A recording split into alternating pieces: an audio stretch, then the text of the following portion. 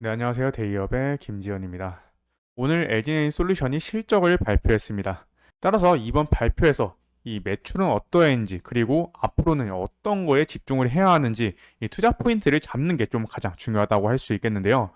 그래서 오늘 영상에서는 이러한 이 투자 포인트에 대해서 상세히 얘기 드리도록 하겠습니다. 그럼 바로 시작하겠습니다. 일단 오늘 실적 발표는 기대 이상이었습니다. 이 LG에너지 솔루션의 발표 자료고요.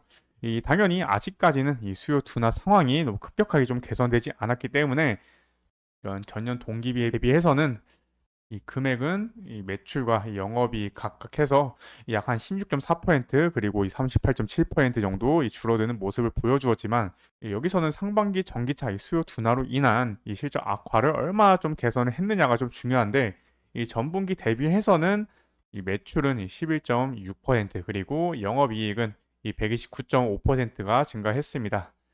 일단 영업이익이 이렇게 좀 많이 늘어난 이유는 이 미국향 보조금이 조금 이 반영이 되면서 이렇게 좀 수익을 기록했다라고 보시면 되겠고요.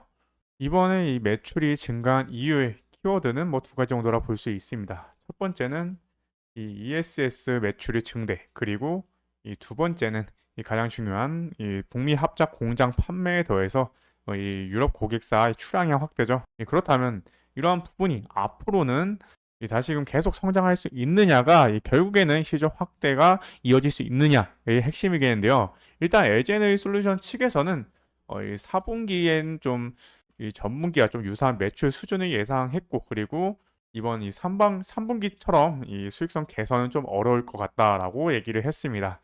그렇다면 지금 이 시점에서 우리가 이제 봐야 할 부분은 결국 이 내년과 이 내후년이라고 볼 수 있겠습니다. 가장 먼저 이 현재의 이 전기차 수요 둔화가 이후에도 만약에 크게 좀 늘어나지 않는다면 결국에는 이 공장 이 가동률을 늘리기 위해서 ESS 배터리 생산에도 좀 관심을 가져야 합니다. 그리고 이번 이 ESS 매출 증대는 이전 영상에서 저와 함께 보셨던 분들이 아실 텐데, 수출 금액이 뭐 약 한 63% 정도 늘어나기 있었죠. 이 부분으로 충분히 좀 예측을 해볼 수 있었던 부분입니다.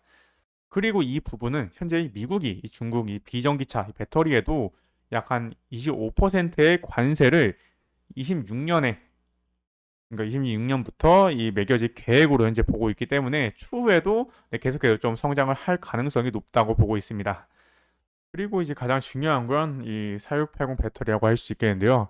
이런 신규 폼팩터인 이 4680 양산이 현재 좀 마무리 단계로 이 4분기에는 이 샘플 양산을 시작한다고 합니다. 이 주요 고객사들과 이 공급 일정 또한 좀 협의 중으로 일단은 이 벤츠와 이 테슬라의 협의 중일 가능성이 좀 높습니다. 그리고 여기서 이제 가장 중요한 부분이 이 최근 이 공급 계약을 발표한 이 완성차 이외에도 이 다수의 이 고객사들과, 네 여기 있네요, 고객사들과 이 다양한 이 46 시리즈의 이 제품 공급에 대해서 지금 긴밀히 좀 소통 중이라고 했기 때문에 이 부분은 이 추후에 공급 계약 소식으로 전해져서 이 주가 모멘텀에 좀 작용할 가능성이 높다고 할 수 있겠습니다. 이 외에도 이 표준형 이 전기차 시장을 위한 이 고전압의 미드니켈 이 배터리와, 그리고 이 중저가 이 시장을 겨냥한 셀투팩을 적용한 이 가장 중요한 이 LFP 제품을 내놓으면서 이 에너지 밀도와 이 가격 경쟁력 이제 확보한다고 했기 때문에 현재 이 중저가 전기차가 이제 대세인 만큼 이 부분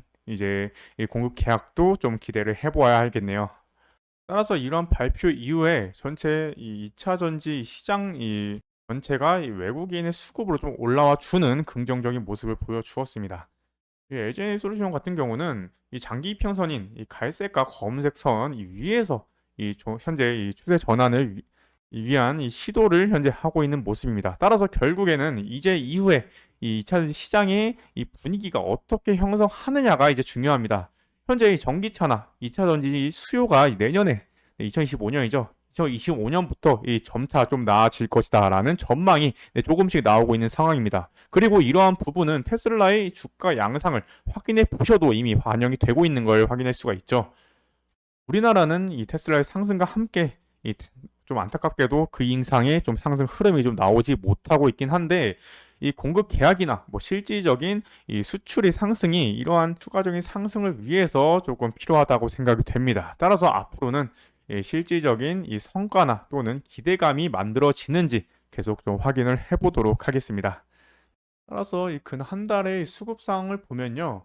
근데 오늘 좀 외국인과 기관이 좀 많이 들어와 주는 모습을 보여주었죠. 그래서 결국 이 한 달 동안의 이 수급 상황은 외국인과 이 기관이 이 매수세로 전환을 하고 있는 모습입니다. 기관은 얼마 전에 뭐 매수세의 모습을 좀 보여주었었는데 오늘의 매수세로 좀 더 강한 이 매수세의 모습을 보여주고 있다는 걸 확인할 수가 있고요. 결국에는 이 추가 상승을 위해서는 이 외국인이나 이 연기금 등 이 돈이 많은 이 수급 주체가 조금 필요하다는 거.